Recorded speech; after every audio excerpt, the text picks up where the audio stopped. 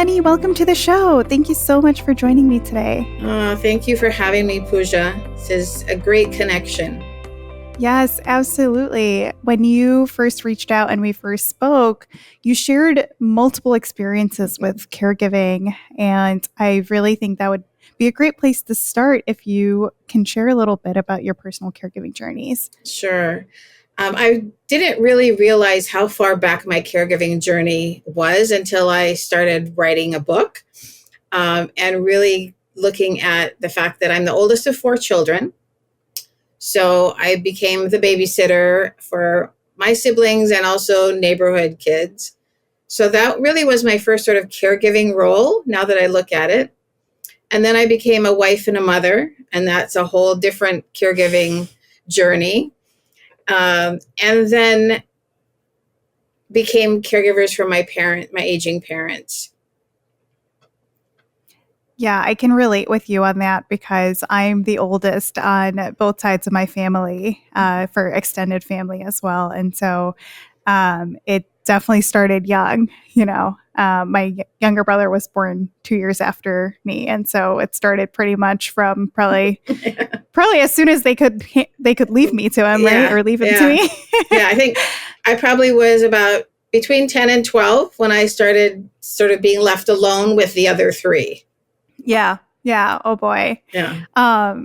And then, so your aging parents, and then you briefly mentioned for your son as well. Can you give us a little high-level highlight on kind of what made you a caregiver for both your son and your aging parents?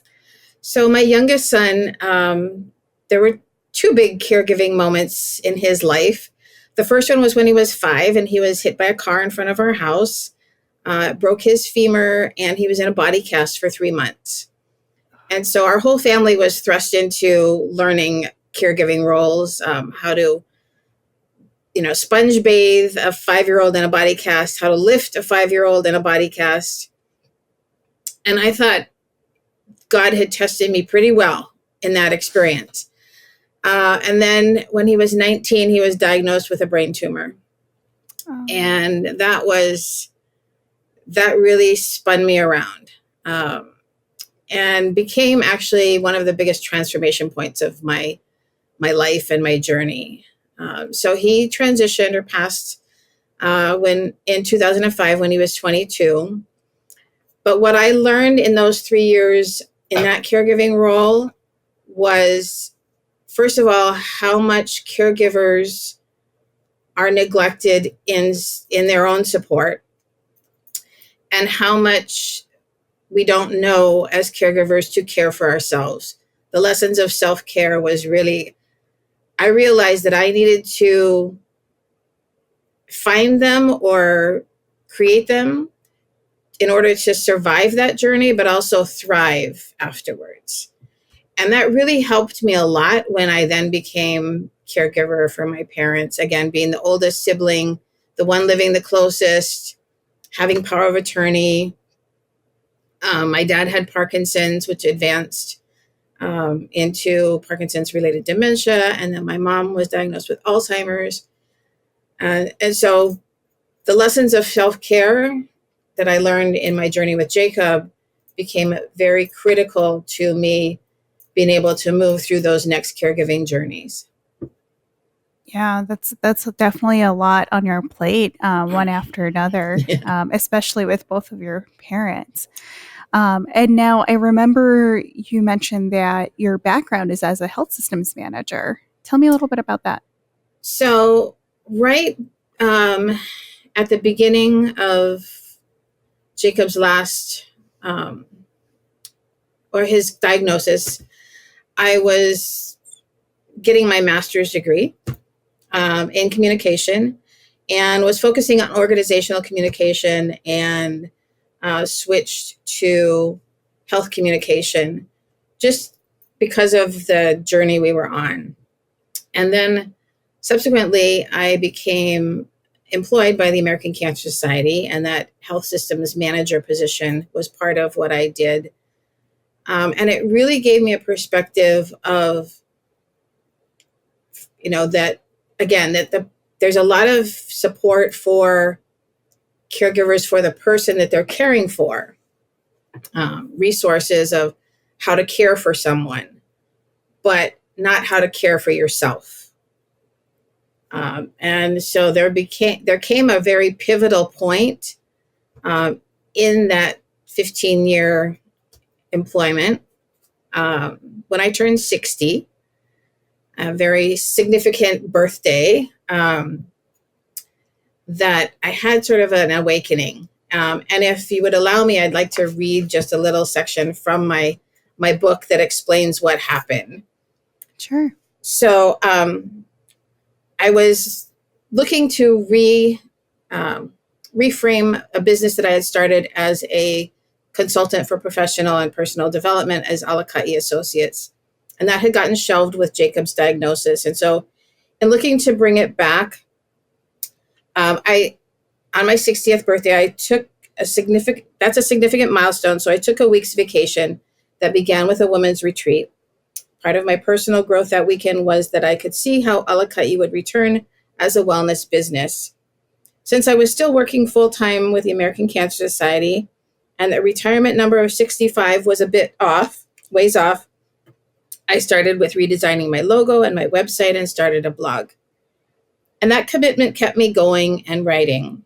But something else profound happened that week. With my new commitment to Alaka'i, I began cleaning and reorganizing the room in my house that would be my office and my creative space. And I found in the back of the closet a large envelope, and what I pulled out was the MRI film of Jacob's tumor. It was the size of a tennis ball, and I lost it. I was mad. I was cussing and damning that film and cancer every which way I could. And I went in search of the largest black trash bag I could find, threw that envelope in it and then tied it with a vengeance, marched out to the trash can, tossed it in and slammed it shut, saying, "Cancer doesn't define me anymore." And then I cried a very cathartic cry. But that was when I knew my mission and my destiny was to move into a space of health and wellness and bring that to the world one person at a time. That's beautiful. Thank you for sharing that. So, how did your experiences as a health systems manager then shape your understanding of caregiving and self-care? Because I know you mentioned, you kept running into that gap there where the system's not built to support the caregivers, right?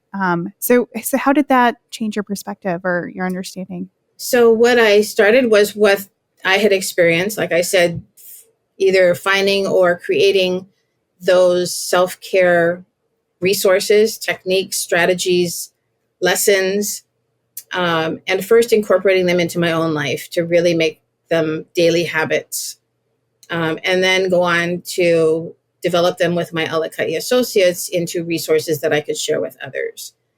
And one of the first big lessons that I realized was so important and had actually been introduced to me when Jacob had his car accident by a neighbor who grabbed me as I was racing out of the house to him and told me to stop and breathe. And it didn't hit me at the moment until looking back years later, but our breath is so critical to our self-care. And understanding that if we can pause and take at least 3 deep breaths, it helps us to reset and refocus when we encounter those moments of crisis or discomfort or confusion. Just pausing and taking 3 deep breaths can help us regain our footing. So that was part of the lessons from being a health systems manager and a caregiver and developing those self-care lessons to really make them simple things that I could incorporate into my daily life. Yeah, sure. What prompted you then? I know you kind of just read from your book a little bit on this, but what prompted you to shift your focus from that disease management to wellness? Yeah, just the realization that something was missing. And in the in our Western system of medicine, um, it's there are lots of things missing when it comes to caregivers. Uh, that I remember one time, the American Cancer Society came up with this wonderful folder, expandable folder for patients that had file folders marked with all the things to keep you organized as you're going through a cancer treatment. And I thought, in fact, I had a patient that clutched it and said it was like a lifesaver to her to have that folder. And I thought, where is the one for the caregiver? Mm-hmm. Because oftentimes that patient folder gets handed off to the caregiver, but again, it's for the patient. And there weren't the resources for the caregiver themselves. And so really looking at how I could bring that lesson that self-care is a necessity, not a luxury, to other caregivers. And to we all are caregivers. I like the quote from former First Lady Rosalind Carter that we either have been, will be, currently are, I'm paraphrasing, or will need a caregiver in our lifetime. That encompasses all of us. Right. And we have a picture in our mind when people say caregivers of someone caring for someone elderly or sick or disabled. But it can be the busy mom. It can be the teacher or the healthcare worker. That looking at the caregiving roles that we each have, we need to focus on, like they say on the airplanes, put your oxygen mask on first so that you have breath to help someone else continue to breathe. Yeah. That applies in a lot of situations as you navigate aging parents or crises within your family, right? When it comes to care. If you don't take care of yourself, you're not going to be able to take care of whoever it is that you're providing care for. And so in hindsight, do you find that you took self-care like when you needed it, or how did you balance your caregiving responsibilities with your own need for self-care during that time? Yeah, like I said, I needed to find ways that I could incorporate into my daily life that didn't necessarily take a lot of time, because often caregivers don't have that luxury. And so for me, it was developing what I call the 3 check-ins. So first thing in the morning, I found that simple stretching before I get out of bed, and then I get up and I go and I do a short meditation about 10, 15 minutes, and journaling of probably 15 to 20 minutes. And that kind of sets my mindset for the day, sets the tone for the day. And I found that even if I had to get up earlier to do that, it was very important to set that foundation. I had an experience recently where I was traveling and my schedule got kind of wonky and I missed 3 days of that practice. And by the 3rd day, I could just feel the tension building up. And I knew I had to pause and go and reset, and get those 3 check-ins done. Midday, because I do a lot of computer work, in my office at my desk, it's to get up and move, maybe get outside, get some vitamin D, sunshine, or just the fresh air, or grounding, walking on the grass, and hydrate. Because many of us walk around dehydrated and don't even know it. And that's very critical to our overall health. And the 3rd check-in is in the evening, and it's a practice of gratitude. So I have a gratitude journal next to my bed, and I try to list at least 3 things that I'm grateful for that day. And I know as caregivers, sometimes it would be, I'm grateful the day's over. I'm grateful I was able to take a shower, and I'm grateful I have a comfortable bed to sleep in. Sometimes just acknowledging those things to be grateful for can help you sleep better and reset for the next day. It's really reframing your cognitive mindset, right? Yeah. I mean, it's so easy to get stuck into everything that's going bad. And that leads to negativity, that leads to poor mental health. And it just it's a domino effect, right? And I really like how you said that this really helped you kind of stay in the zone and really look at what matters, right? And then also give yourself that grace to say, here's everything that's going well, Yeah. right? Yeah. Yeah. And sometimes it gets chaotic. And so I have put those reminders on my phone that a little alarm goes off midday to move and hydrate. Before I go to bed, I have a little alarm that says my daily abundance prayer is, I'm grateful for the abundance I have received. I'm grateful for the abundance I'm about to receive. And I'm grateful for the abundance I'm able to share. That's really sweet. When you were going through the caregiving journey, you mentioned that there was no care resource packet for the caregivers. As you were going through the journey, what resources did you find were most helpful when you did eventually come across them? Oh boy. That was a hard one to answer. That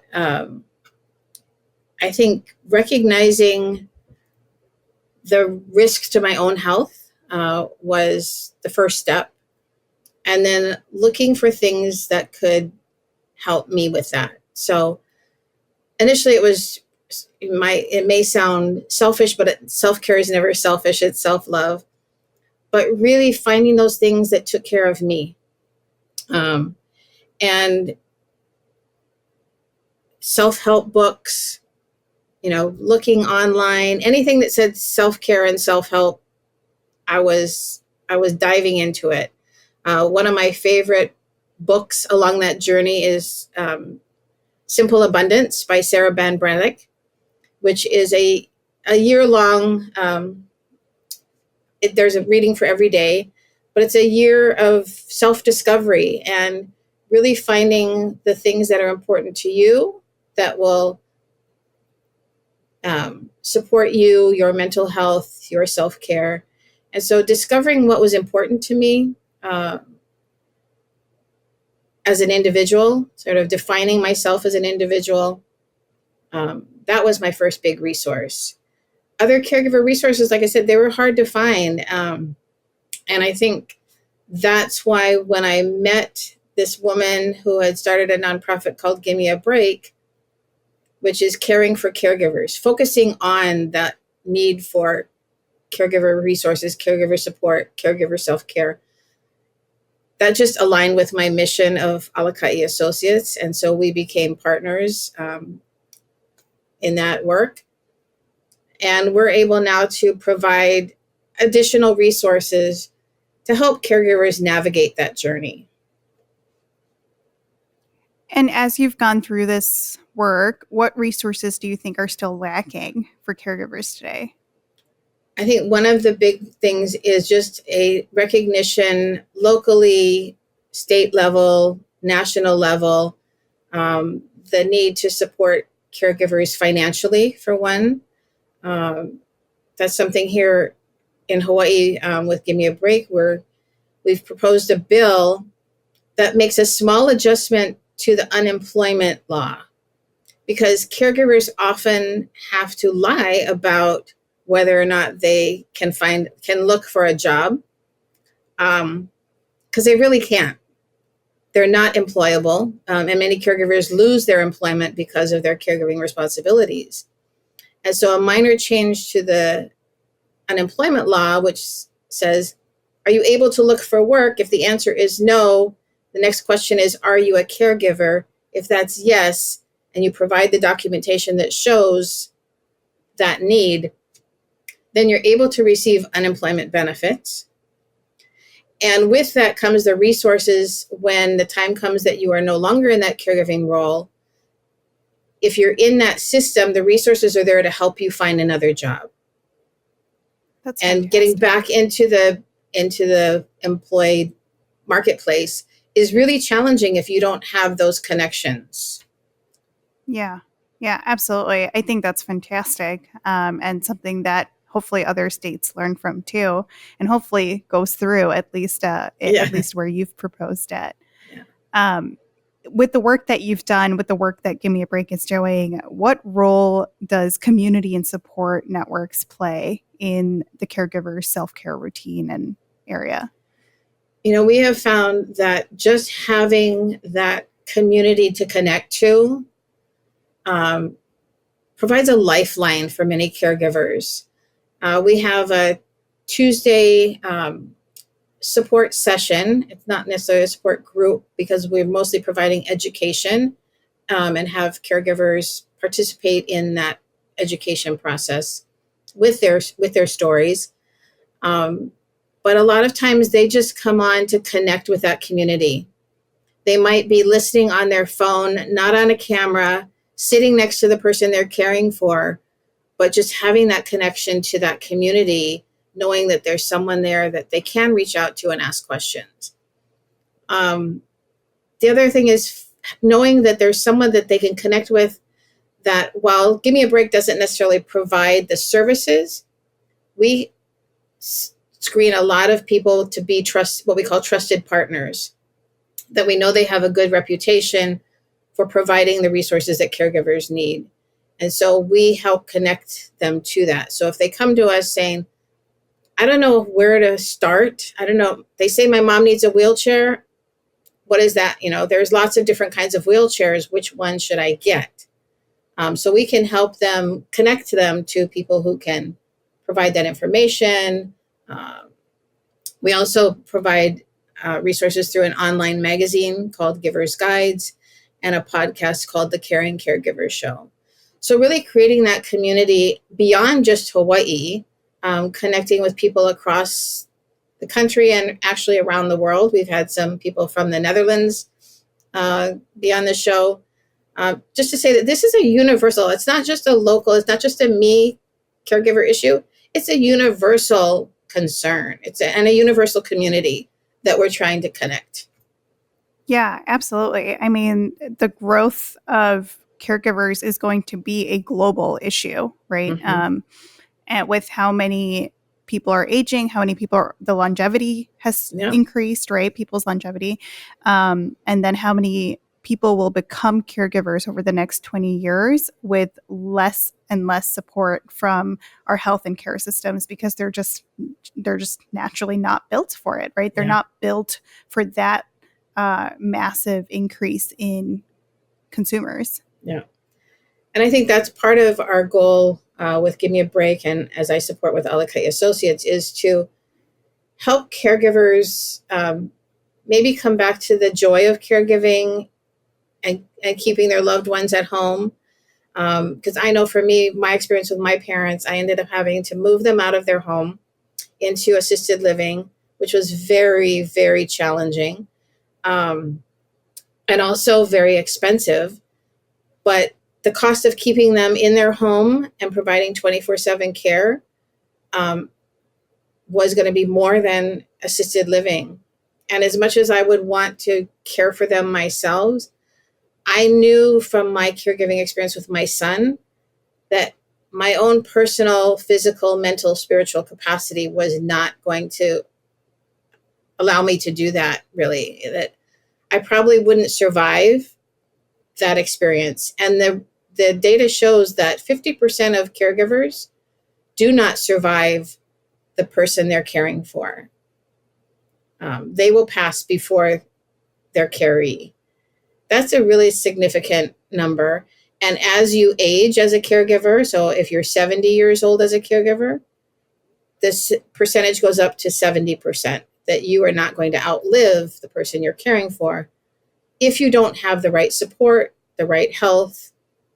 And so again, it was for me, watching my parents age in illness, it's like, I need to do everything I can to age in wellness and to help others do that as well. Yeah, that's a really important point that you've made. A lot of times when I work with families and they tell me that the spouse is the primary caregiver, I have to ask, how old is this spouse? Are they healthy? Are they physically, mentally, emotionally healthy? Do they have the capacity to help as a caregiver, right? Yeah. Because it's true. I mean, I've had situations where the caregiver is, the person who needs help is like 85, and then their spouse, who's a primary caregiver, is 80, and they're both frail, and they're both elderly, and they're both at risk for falling and getting sick, and they're just taking care of each other, and it sets up for a very potentially devastating situation. Yeah. Right. Yeah. And I think the other thing that I've sort of, in my own journey, now that I'm almost 70 and I have adult children, is realizing that you really need to have those conversations early about what expectations there might be for caregiving as parents age. That me and my husband both did not want that caregiving responsibility to just automatically fall on our daughter because she's the only girl and closest in proximity to us. But also for the ones that aren't close, to have those conversations, to keep them in the loop as to what's happening. Because oftentimes if we don't share that information with others, and a lot of times caregivers are really bad about asking for help, but if we don't share that information, people don't know how to help us. So recently, my husband had to have emergency gallbladder removal, and I shared with my adult children what was going on so that they could then communicate with their father and check in on him to help with that caregiving, follow-up. So just having those conversations earlier about the expectations and putting on paper, what it is you want to happen in your caregiving journey is really critical. Yeah, that is the exact service that I provide through my practice is proactive care planning, and I help facilitate those conversations. And it's always a point of disagreement oftentimes when it's like, hey, we need to talk about this right now. And they're like, we'll cross this bridge when we get there. And I'm like, you don't know when that bridge is coming. Mm-hmm. You need to prepare for it now. Right. Yeah. And it's hard. It's really hard. As human beings, we don't want to talk about bad things. We don't want to talk about sad situations or difficult things, and unfortunately, it's the way life works. We know that we're all going to be there at some point, and we have to talk about it. Yeah. And I have found that having those conversations earlier with young adults really helps to facilitate more of a conversation than we're just planning for mom and dad's end of life. If you're having it with young adults, it's like, we all have an end date as humans, and we never know when that's going to happen, whether it's your 20-year-old, 22-year-old son, or your, 80-year-old father. What do you see at this point in your life? What do you see, or what's important to you for that caregiving journey? So then it becomes more of a conversation and not really an expectation of something down the road. Yeah, absolutely. Absolutely. Now, you've talked about your own wellness practice. You've talked about how you partnered with Gimme A Break. You've talked about the Caregiver Show. What inspired you to start the Caregiver Show? And then also, what topics do you cover for those who might want to listen? Yeah. So that inspiration really comes from Savvy, who's the founder of Gimme A Break. The passion for caregivers is her mission. And like I said, it aligns with my wellness work with Alaka'i. But it was really another way to expand the reach of Gimme A Break, to have the podcast, and to really bring in as many resources, different kinds of resources for caregivers that sometimes we don't even know exist or that we need, and from a variety of perspectives. So we have people who have a faith-based perspective on caregiving, people who have more of a medical perspective on caregiving, people who are in the caregiving role, people who are authors of books that provide support for caregivers and self-care. So we have a broad range. And like I said, we've got guests from around the world. So again, people can tune in from anywhere. It's a live broadcast on Wednesdays, but then it's uploaded to every podcast platform out there. So people can find it through whatever podcast platform they use, or they can go to the Gimme A Break website, which is GAB808.org. So GAB808.org to Awesome. connect to the podcast and to our online magazine. Great. Great. And what services does Give Me a Break offer? I know you said they connect you with you're connecting people with resources they need. Are there additional services that are specifically provided? Some of the direct services that we do are workshops and what we call pamper sessions. So we will offer to various groups these pamper sessions where we go in and just provide a day of pampering. So we have foot and neck massager portable that we bring. I do a sort of a wellness checkup that talks about simple steps for self-care, specifically for caregivers. We do some gentle essential oils, massages, a variety of things for caregivers. And one of the big successes with that particular event was with a care home organization, assisted living care home organization, where we serviced, over the period of 5 days, we serviced almost 300 healthcare care workers. So not necessarily the caregivers of the people, the residents that live there or the patients, but the people who were caring for them. And that was so impactful that, we had people saying, nobody's ever recognized us for this. Nobody's ever done something like this for us. No, what we normally get is just a pizza party saying thank you. Yeah, pizza party, pat on the back, Yeah.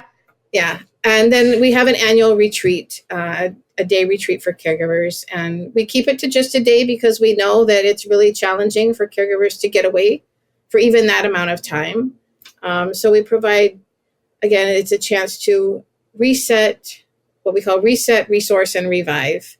So we provide some education, some meditation, and just a day for them to think of, treat themselves. Yeah, that's awesome. And a day for them to not be in that caregiver role. Yeah. Right. Yeah. Moving on, in your opinion, what is the most overlooked aspect of caregiver self-care that you see today? I think just the education for caregivers of what they can do for themselves and the community that's out there for them to connect to. And for me, I think the most overlooked aspect, and I said before, is just the power of our breath. That if we can teach caregivers to press that pause button a few times a day, and just stop and take 3 deep breaths. There's actually a really great book called 3 Deep Breaths by Thomas Crum that tells a little story about a man who's just caught up in his busy world. He's a father and works, and in recognizing and stopping to take those 3 breaths, he starts to realize all of the good things that are happening in his life rather than all the challenges he faces every day. Right. There's that reframing again. Yeah. Right. So when caregivers don't know what they don't know and they don't know what resources they have available to them, how do they advocate for themselves to ensure that they get the support that they need? Yeah, that's a real challenge. And sometimes, like I said, for me, it was, I knew that I needed something and I didn't know where to look for it. So I just started digging. Anything that said self-care, self-help, and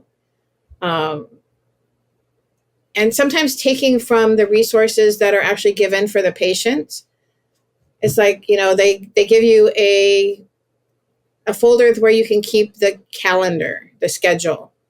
Like, okay, well, maybe I need my own calendar. Aside from what my caree needs, I need to prioritize my own day and what that looks like.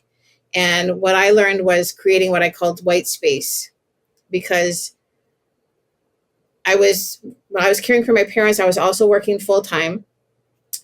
And so, my day just kind of ran, and I would go from a meeting somewhere, drive to a meeting, and then get in my car and drive to another meeting. And by the end of the day, I couldn't process most of the information that I had heard throughout the day. And I realized I needed to create what I called white space, which is to not schedule things back to back as much as possible, to give myself 15 to 30 minutes between events or meetings or things that needed to be done in my day so that I could take those breaths. So sometimes it was pulling from the resources that were provided for my, caree or patient, that could then translate to caring for myself. Yeah, that's a great point. I've made a habit of doing that as well, where, I've set up my calendar so that there is a 15 to 20 minute buffer on each side, right? So one, it gives me prep time if I need it, but two, it gives me time to process and put together whatever needs to be done following the call that just happened, right? Yeah. And that's important even in personal life. My husband and I have a shared calendar because we have to make sure we can, manage our own schedules around each other's schedules. But even then, intentionally leaving evenings blank so that we're not constantly doing something, right? Yeah. And I tell people don't just leave a blank space, actually schedule that time, but make the appointment with the most important person, which is you. Yeah. So it's like meeting time with Lani. This is my meeting time with just me. Yeah. Yeah. That's a great point. I don't know that I've done that specifically. Because oftentimes if we leave it blank, then we think it's blank and we can fill it with something else. But if we actually schedule it for something specific, we have to stop and think about changing that schedule. Like, is taking, this activity more important than the meeting with myself? Yeah. Prioritizing yourself. We've touched on a lot about caregiver stress and why we need to address it, whether it's through breath work, through intentional time blocking, seeking out resources. I want to talk a little bit about the impact of caregiver stress on health, right?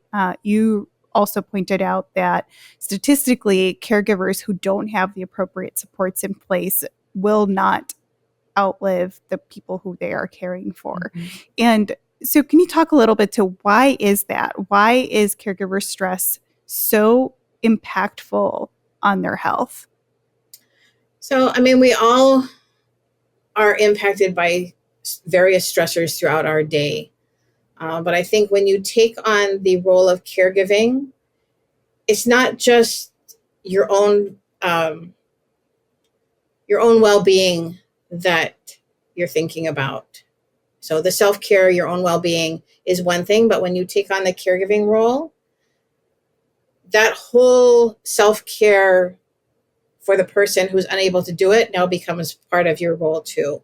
And so it's just a very much of an added stress that oftentimes we can't avoid, but there are ways that we can bolster our health and wellness in order to manage that and handle that, and survive and thrive through that.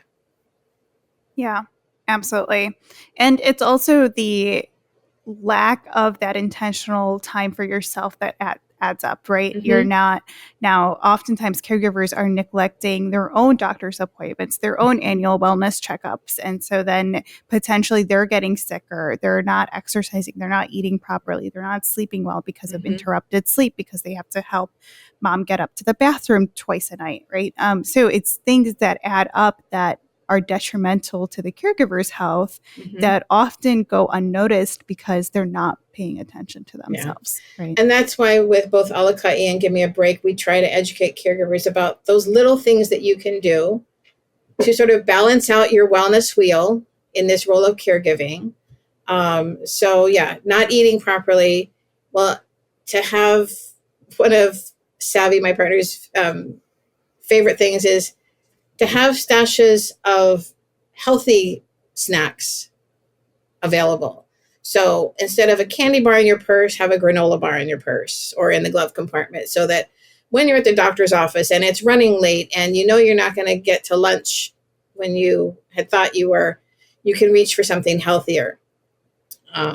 So just helping caregivers find these little ways that they can incorporate into their daily routine as a caregiver that don't seem so overwhelming, don't take a lot of time, don't take a lot of money, but can really help them start to survive and thrive through that journey.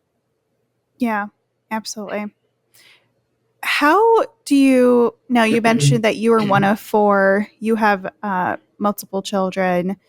How can adult children better support their parents who are in these caregiving roles, right? Because I think I talk a lot about the sandwich generation where we're taking care of young kids and also aging parents.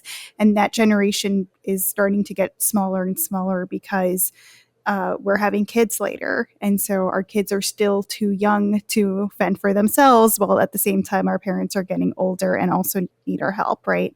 And at the same time, those older parents are taking care of each other, or maybe even some of the younger family generations are now at a stage where there's grandparents and great grandparents, and the grandparents are taking care of the great grandparents, right? And so it becomes this 4-generational or multi-generational situation and dynamic. How do all adult children throughout those generations better support their parents who are playing these caregiving roles? I think the first thing that we talked about earlier is to have the conversation about what that looks like and what the expectations are. And it's interesting that you say that, because outside my office door today, my husband is watching our 15-month-old grandson. So, we constantly have the conversation with our daughter and her partner about those caregiving roles and what the expectations are, and that, Appa and Nana can help a few times a week, but not 5 days a week. Right. And certainly in a lot of cultures, and especially here in Hawaii, where we have a lot of different cultures in this state, multi-generational caregiving is something that is culturally practiced. And looked on upon as, if you are in a caregiving role, you kind of have a higher position, and you're looked favorably upon because you have taken it on this caregiving role.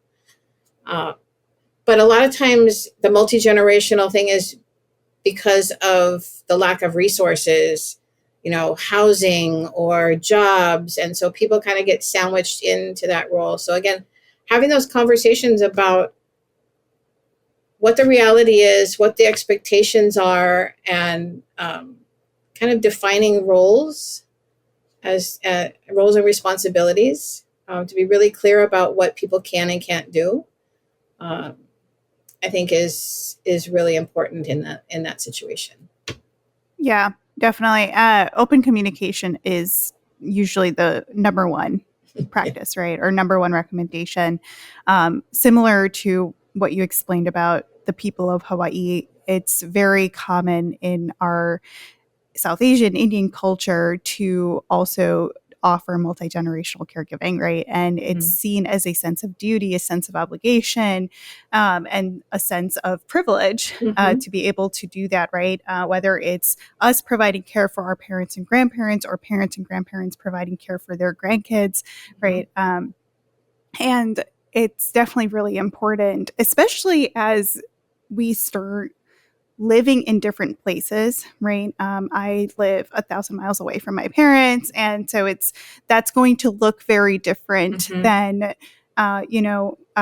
with my husband's family who lives 30 minutes away, right? And so it's really important to have those conversations around what is this going to look like when push comes to shove, right? Versus waiting until that happens, and then there's a lot of feelings involved. There's a lot of stress involved, right? That was the situation with my parents, because we didn't have those conversations as adult children with our parents. And I'm 5 years older than the next sibling down. So, it was like, okay, my parents are running their lives, and now I'm married and I'm running my life, and all is well. And then when it came time to look at my parents' care, health-wise, financially, the conversation got awkward pretty quickly. And then when it came time to have to move them, and realizing that what resources we thought they might have weren't there.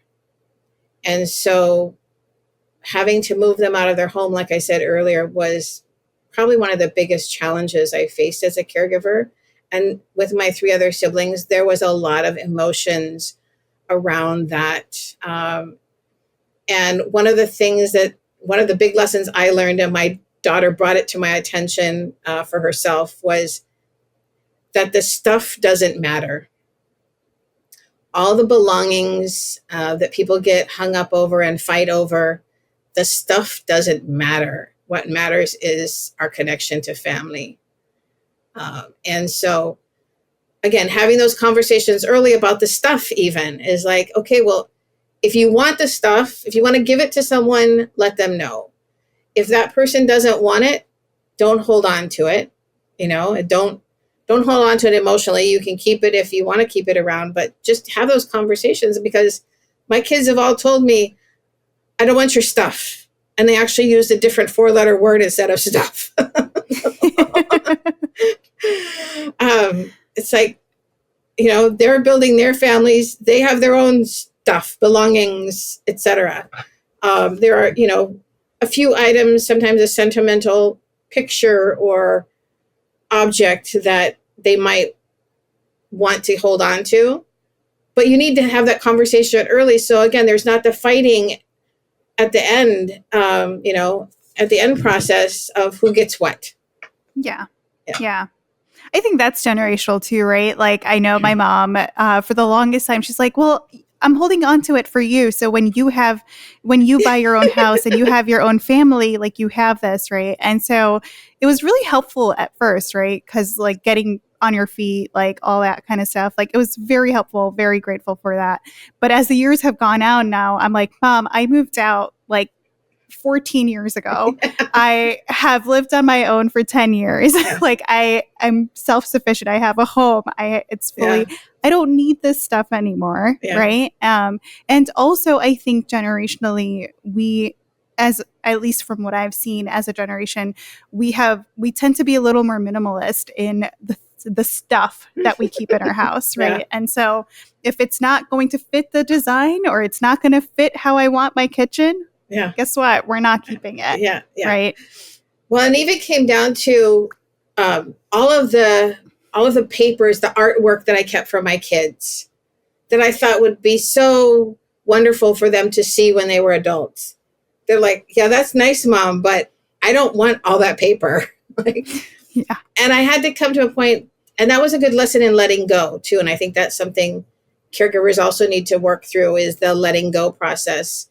And it helps if you start letting go of stuff first before you let go of people. But the lesson of letting go was, I saved it because it meant something to me.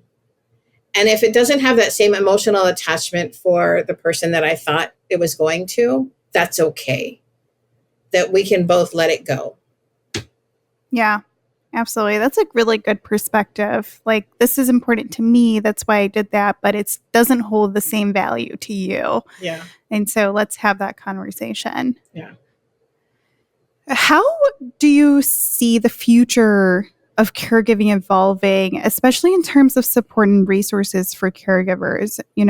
There's been a lot of recent improvement when it comes to technological advances and federal programming and just the care gig economy too, right? And so it seems like all of this that has seemed to come out of nowhere over the past year probably needed to start about 10 years ago. Yeah. Right. Yeah. And so, but we have it now. So where do you foresee all of this kind of going, into the future, let's say maybe 5, 10, 15 years, when we will have the largest population of adults over 65? Yeah, I think that is a very big question and concern that really requires caregivers to take a more active role in advocacy, to really become more aware and educated of what the situation is. And oftentimes it's hard when you're in the role to feel like you have the energy to do that. So I think simple things like getting connected with a support system, an organization like Gimme A Break or whatever's available in your city or state, to get connected and help to advocate for the resources that are important to you. And not all caregivers have the same needs. So to find what is important to you and to really have a voice about that, to continue to have a voice in whatever capacity you can. Yeah. I think that goes along with, perhaps this is your advice, but what advice would you give to someone who's just starting their caregiver journey?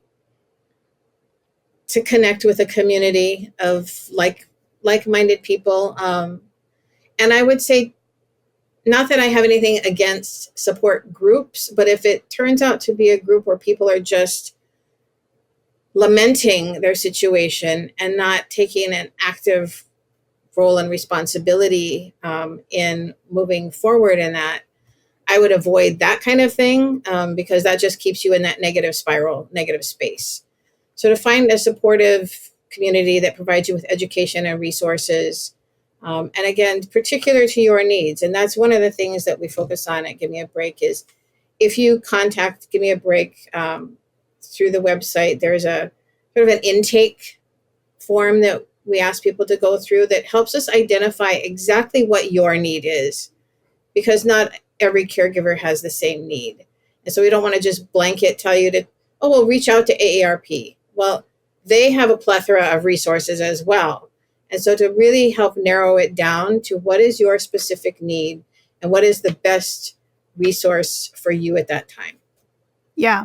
Couple great points there. I love that you identified the pros and cons of support groups. I like to identify them as support groups versus peer groups.